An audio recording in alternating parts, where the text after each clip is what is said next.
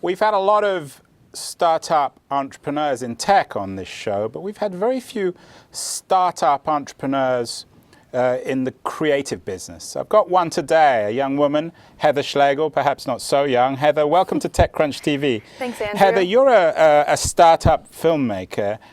You raised some money to make a television show called The Future of Money on Kickstarter. Is that correct? That's correct. So Heather, talk me through the process. Why didn't you do it the traditional way of finding funding from a television company? Well, the series is about the future of money, and I'm a futurist, and I have researched the future of money for about 3.5 years. And so I know one of the new trends in the future of money is peer-to-peer crowdfunding. And in addition to being experimental and doing the research, I like to really understand how people are using things. And so I thought, what better excuse to raise money than to use one of the new trends that are coming out. And so that's why I decided to raise money with Kickstarter. How much did you need to raise? How long is your show? It's a 6-part show, is that correct? It's a so how much money episode. do you need? Well, the whole budget is much larger than what I raised on Kickstarter, but the way I wanted to do it is raise a first milestone, a piece of the funding required for the entire series, and then use that to shoot a little bit of the documentaries and then move on to the next step, which I will be raising funding through some of the more traditional TV series areas. But I'm also going to continue to experiment with raising money through other peer-to-peer How much did you raise on Kickstarter? I raised $37,000. And how much do you need to make a 6-part TV show? Well, approximately. It's anywhere between $350,000 to $600,000. So having raised that money on Kickstarter, why can't you go to an AOL, a television company, for the rest of the funding? Well, we could. There's a variety of different ways we can raise the rest of the money, and I have a distributor that I'm working with to work on that area. Before Kickstarter existed, how would a television producer like you, how would you have got going? Well, it's not very different than startup entrepreneurs do. You have VCs or angel funding for some of the projects. You also have your pitch packages to get more like series round funding for larger pieces of money, you know, larger chunks of money. Or you'd go to a studio and the studio would fund, would buy into the idea and then fund it. You can also do more creative type deals with funding. So why did you do Kickstarter? Because I wanted to eat my own dog food, and I figured that you couldn't really have a TV series about the future of money unless you experienced what the future of money was. How do you think Kickstarter is reinventing money? I don't know that Kickstarter is reinventing money, but what it is doing is Kickstarter is in a way the ATM to tap your social capital.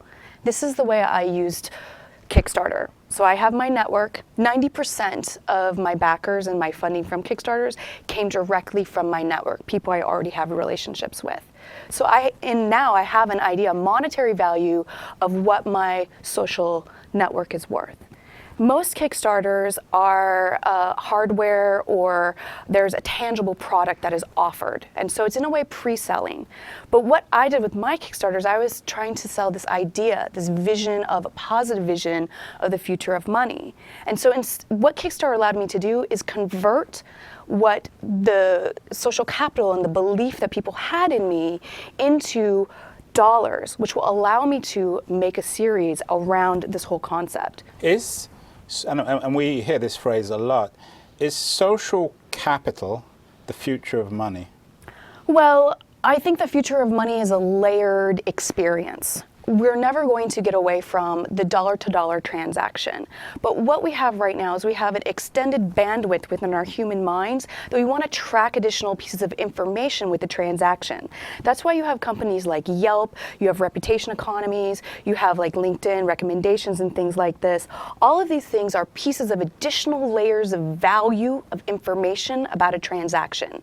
Now, though that value can't necessarily be directly converted into dollars, but it does influence the financial cash flow, either of a business or what kind of projects you can take. And I didn't realize this going into Kickstarter, I didn't realize that Kickstarter was basically my ATM. Like I had always talked about when I spoke at conferences, I talked about my LinkedIn recommendations and how they thumbs up your skills. I can't say I have to go pay rent, so cha-ching, LinkedIn recommendations, here's my money to go pay my rent. But that's, in a way, what I did with Kickstarter, because now I have a bunch of money in the bank that I can go off and do this thing that these people have backed me and told me that they believe in for me to do. I rather like this idea, Heather, of the Kickstarter as the ATM. Maybe I should use it as well. Well, I'm definitely going to write an article about it. I mean, it's definitely one of these epiphanies that occurred through the experience. And this is why me as a researcher, as an academic, as a futurist, as a filmmaker, it's so important for me to experience what these things are, because as you know, when you launch a startup and a product, you never know how your users are going to use it until you put it out there. And you get these different experiences through the experience. Heather, so you're in the process now of making a series of shows about the future of money. Is the financial industry on the verge of the kind of meltdown which the media industry is experiencing, which the education and healthcare industries are now experiencing? Well, I don't like to use the term meltdown. What term would you use? I would use the term paradigm shift. We are in the middle of two paradigms right now. And if you look at the music industry, if you look at the journalism industry, if you look at what's happening in the financial industry, we are moving from an old paradigm to a new paradigm. Now, these existing industries... Where'd you get that word paradigm, by the way? Gosh, I don't know. It's always been in my vocabulary. There is a wonderful futurist that has written books about paradigms. His name is slipping my mind right now, but a paradigm is the structure and the belief set of the time of what works. And so the paradigm, it's socially constructed. The paradigm of business in the world that has been in the past, that the banks and the financial industry has been successful with. Well, let's use my term, meltdown, because I think everybody understands what that means. If there are, I hope there are some bankers and some guys running traditional financial institutions watching this. Should they be terrified of the digital revolution? Well, they have a choice. They could be terrified, or they can be very excited, because I prefer not to have a negative fear-based reaction to these opportunities. But what should they be doing? Do they need to reinvent their banks? Do they need to reinvent the idea of currency, of value, of ATMs? I think they need to look at what has worked in the past and then look at and build upon that. So I love the phrase embrace and extend. They need to understand what has been successful and why banks are so successful in today's world. They're secure, they secure assets, they provide some stability for businesses and credit. But at the same time, there's so many new things that people want to do that banks are not enabling because they're stuck by regulation. Examples, Heather. What do we want to do with banks that we can't currently do? Well, fast, easy, low transaction cost transactions, microtransactions. We talked about microtransactions in Silicon Valley here. I remember talking about those in 97, 98, and still we don't have the infrastructure for microtransactions. Dawala is trying to do it. PayPal is trying to do transactions, but there's transaction fees on top of everything. Even my Kickstarter fees, unbelievable. I could have raised a lot less money had I not had to pay all transaction fees. Well, these guys have to make, they need a business model. They've got to make money Totally. themselves. I'm not saying don't make money. I'm saying that there's ways that people want to do more. What are other things? I think more currencies. We need to have more diversity. More currencies than we have enough already? I don't think so. We have an exploding human population in the world. Speaking of currencies, Heather, this is... we're going to test. Are you going to say Bitcoin? We've come to our Bitcoin moment in the conversation, the climax. Bitcoin climax. So here's our Bitcoin climax. Tell me what your take is on Bitcoin. Is it the real thing, or is it fake as a climax? Oh, Bitcoin. I love Bitcoin. I think that most people don't get or have my perspective of Bitcoin, which is it is a value encoded currency. So it is a currency that both blends into its DNA a transaction functionality that allows it to convert into US dollars and other currencies. But at the same time, most people who use Bitcoin have a set of beliefs.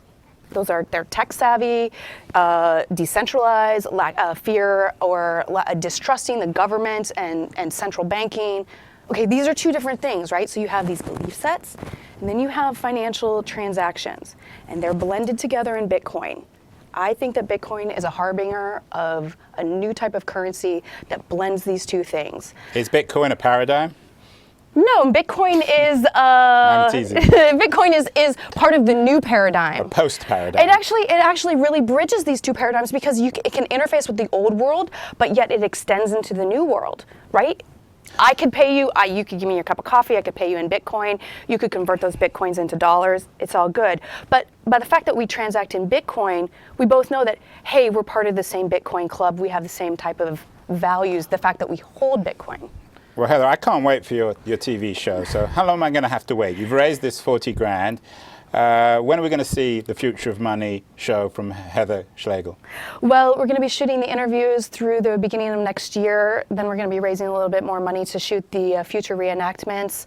My guess is that it's going to be on TV probably early 2015, maybe late 2014 if we can. Well, I hope you'll come back on the show in late 14 or early 2015 to talk about the show. Sounds fascinating. Thank you. We certainly need more information on the future of money. Key subject and a great spokeswoman to talk about it. Heather Schlegel, thank you so much for appearing on TechCrunch TV. Thank you, Andrew.